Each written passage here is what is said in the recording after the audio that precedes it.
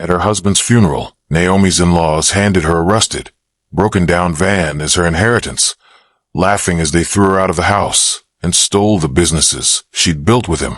7 months pregnant, with her 10-year-old son beside her, she had no choice but to live in the van they claimed was worthless. But one morning, as sunlight hit the peeling metal, Naomi saw something glimmer beneath the rust, a discovery that would turn her humiliation into the most unexpected victory of her life. Before we go any further, if this is your first time watching one of our videos, we'd love for you to hit that subscribe button. Your support means the world to us, and it helps us bring you even more powerful stories. Stick with us till the very end, and if the story moves you, drop your thoughts in the comments and share it with a friend. Now let's begin. The air was heavy with rain, though the sky hadn't broken yet. Naomi Carter stood at the edge of the open grave, one hand holding an umbrella, the other resting on the swell of her 7-month belly.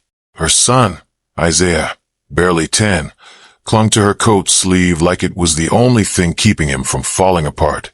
Around them, murmurs from the small crowd floated on the damp breeze. Such a shame, he was still young. Someone whispered, but you know his family. She won't last a month with him. Another replied, just low enough for Naomi to hear. Her in-laws stood across the grave, faces pale, eyes dry, dressed in black that looked like it had been tailored just for the occasion. Naomi's gaze lingered on them, not with hate, but with the quiet knowledge that they'd never accepted her. Not when she married their son, not when she helped him build the family business from a cramped back room into a downtown storefront, and certainly not now. By the time the last clod of dirt hit the coffin, Naomi's shoes were soaked through. She didn't have the energy to fight the cold creeping up her legs, but the will reading was next, and she clung to the thought that her husband had made sure she'd be protected for their children's sake. Inside the lawyer's office, the warmth of polished wood and the faint smell of old paper wrapped around her. She sat quietly, Isaiah beside her, as the lawyer opened the folder. His voice was steady, clinical, almost too formal for the words he read. To my wife, Naomi Carter, I leave our home at 42, Willow Lane, all my shares in Carter Floral and Design, and the 1972 van. Naomi exhaled slowly. The house, the business, and yes, the old van. Her husband had been strangely sentimental about that thing. Relief softened her shoulders until her sister-in-law's laugh cut through the air. Oh no, that's not how it's going to work, the woman said, exchanging a look with her brother. Naomi blinked. Excuse me. Her father-in-law leaned forward, his tone clipped. The house and the business are family property. You married into it. You don't own it. The only thing you get is the van. And frankly, you're lucky we're letting you have that. The lawyer frowned, flipping through papers. That's not what's...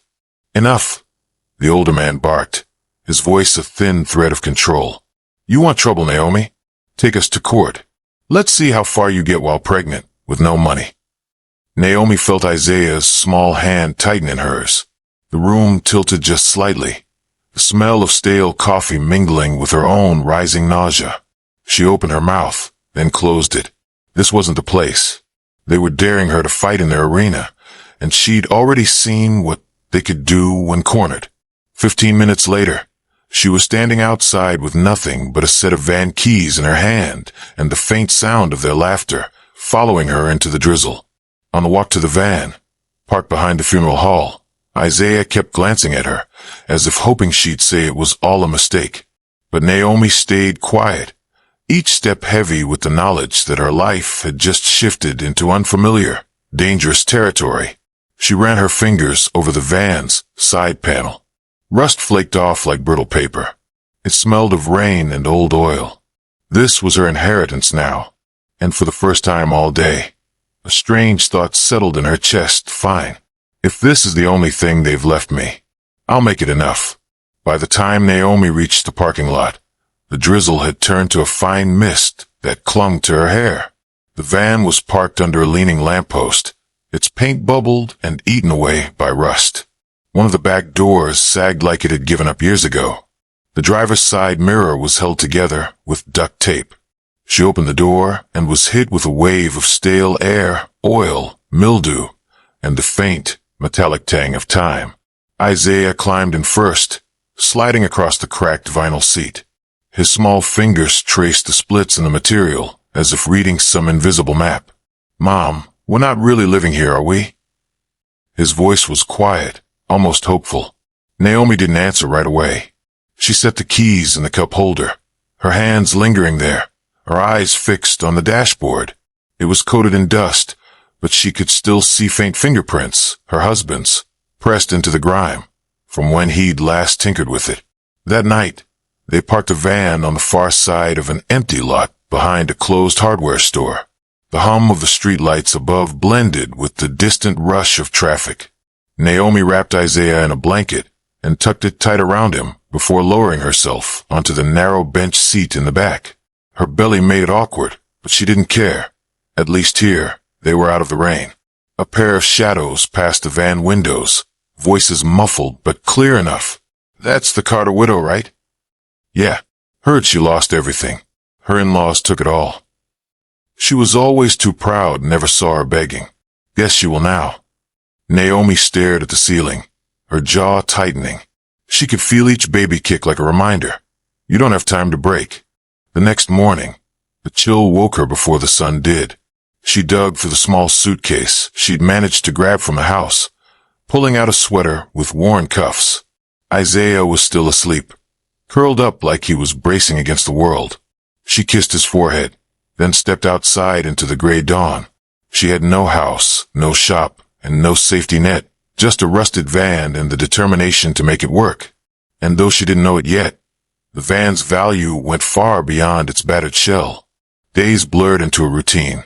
Morning started with Naomi walking to the corner store for day-old bread, then returning to the van to split it between herself and Isaiah. She'd spend hours searching bulletin boards for any work she could do, cleaning, carrying, arranging flowers for a few coins. The van became their little island. Isaiah drew in the condensation on the windows, little stick figures holding hands. Naomi kept her hands busy, wiping surfaces, shifting boxes, trying to make the space less like a tomb and more like a home. It was during one of those cleanings that she noticed it. She was scrubbing a stubborn patch of rust near the back door when the sponge snagged on a sharp edge. Rust flaked off, revealing a tiny sliver of metal underneath, but it didn't look like the steel she expected. It was warmer in color, denser, almost glowing in the pale light. She frowned, running her thumb over it. The texture was smooth, almost too smooth. She pushed harder, peeling away more of the brittle surface. The sliver widened, catching the sunlight just right. And for a moment, it wasn't the color of any paint she'd ever seen. It was the color of wealth, of permanence. Gold. She blinked, stepping back, her heart pounding, not in wild excitement, but in a quiet, cautious rhythm. Her husband's voice echoed faintly in her mind. "That van's our safety net." She'd always assumed it was just nostalgia talking. Naomi pressed her palm flat against the panel. It was heavy, far heavier than it had any right to be. The realization came slowly, like a sunrise. You didn't need to rush to know it would change everything. But she didn't shout.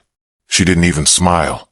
She simply picked up the sponge, wiped away the flakes from the floor, and whispered to herself, "Not yet." Because this wasn't just a find, it was a secret. And secrets were safest when kept close. Naomi didn't rush. Every day after, she worked like the gold wasn't there at all, because the more invisible her discovery remained, the safer it was. She started small.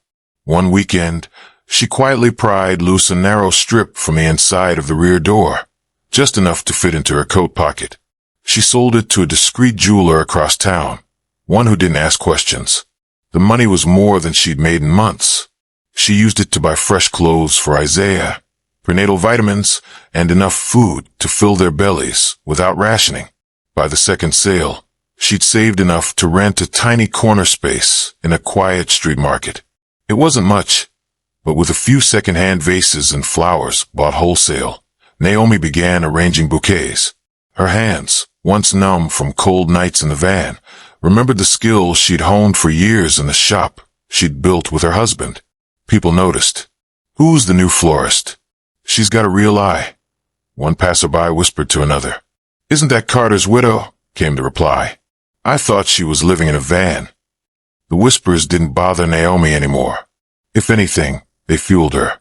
She arrived before sunrise, stayed past dark, and never spent more than she needed. Every extra coin was reinvested into better flowers, better tools, better displays. All the while, the van remained parked under the same leaning lamppost. She treated it like any old rust bucket, never letting on that its panels hid a fortune. Meanwhile, across town, her in-laws were choking on their own greed. The businesses they'd stolen began to crumble under their mismanagement. Orders went unfilled, bills piled up, and rumors of debt swirled. Naomi heard it all, sometimes from customers chatting in her shop. "Did you hear? Carter's family can't pay their suppliers." Figures. They never worked a day in their lives. She never joined in. She just smiled faintly, arranging lilies or roses, letting the scent of fresh blooms mask the quiet satisfaction building in her chest. Because Naomi knew, gold wasn't the only thing that could grow quietly. So could power.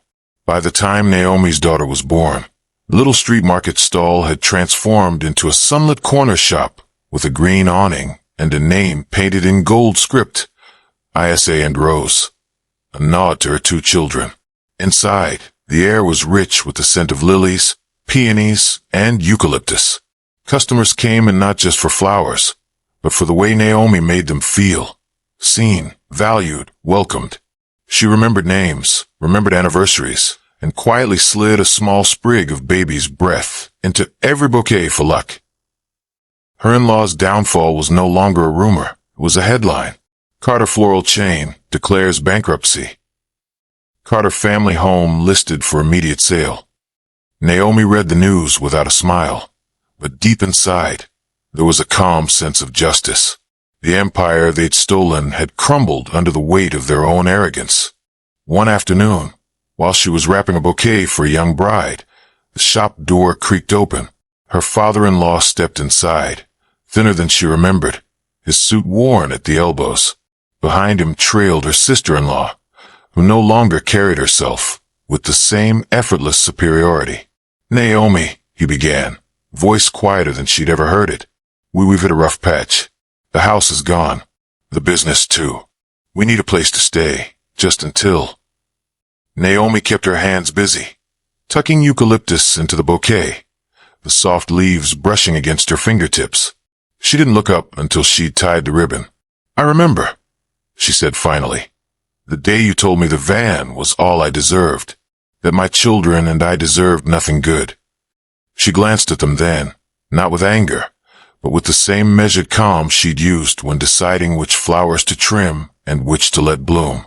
Her sister-in-law's gaze darted to the shop's gold-lettered sign, then to the gold-plated pen Naomi used to write receipts. The realization flickered in her eyes. Naomi slid the finished bouquet across the counter to the waiting bride.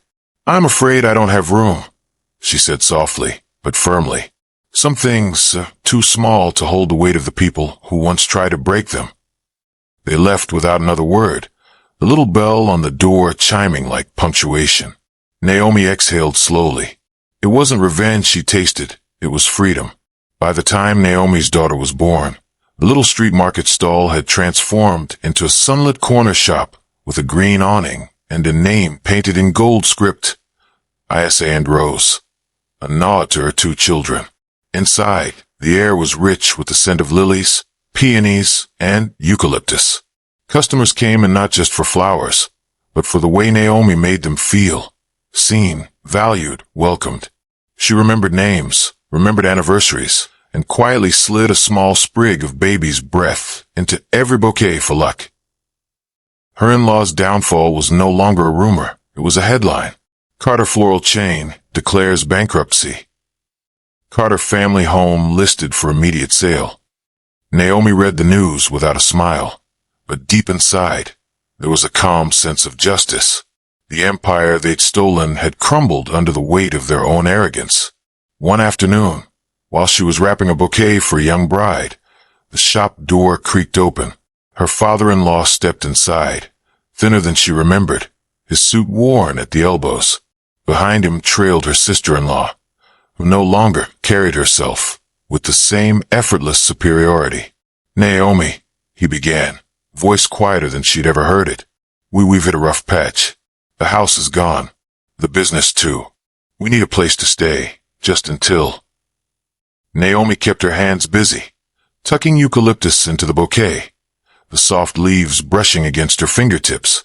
She didn't look up until she'd tied the ribbon. "I remember," she said finally. "The day you told me the van was all I deserved, that my children and I deserved nothing good." She glanced at them then, not with anger, but with the same measured calm she'd used when deciding which flowers to trim and which to let bloom. Her sister-in-law's gaze darted to the shop's gold-lettered sign, then to the gold-plated pen Naomi used to write receipts. The realization flickered in her eyes. Naomi slid the finished bouquet across the counter to the waiting bride. "I'm afraid I don't have room," she said softly but firmly. "Some things are too small to hold the weight of the people who once tried to break them." They left without another word, the little bell on the door chiming like punctuation. Naomi exhaled slowly. It wasn't revenge she tasted, it was freedom. Evening light spilled through the shop windows, bathing the petals in warm gold. Naomi sat at the counter, her newborn sleeping in a woven basket beside her, Isaiah sketching in a notebook across the way. She glanced at the van through the window. It still sat in the same parking space it had been in since that first night, rusted, quiet, unassuming. No one passing by would guess that its battered shell had changed everything. The gold inside had given her a second chance, yes, but it wasn't the metal alone that built this life. It was the choice to keep moving, to work when it would have been easier to quit, to turn bitterness into something that could bloom. Sometimes she thought about her husband, how he must have known, how he'd left her the one thing they could never steal. She imagined him standing in the doorway, arms folded, that familiar, quiet pride in his eyes. Naomi brushed a stray petal from the counter and looked around the shop, breathing in the sweet, green air. She didn't need the mansion, the stolen businesses, or even the family name. She had roots now, deep and steady, and they were hers alone. When customers asked about the old van, she'd smile and say, "It's just part of the story." Because the truth was gold could hide in the ugliest places. And the people who laugh at your worth often don't realize they've just handed you the key to your own freedom. If you found Naomi's journey as powerful as I did, don't just scroll away.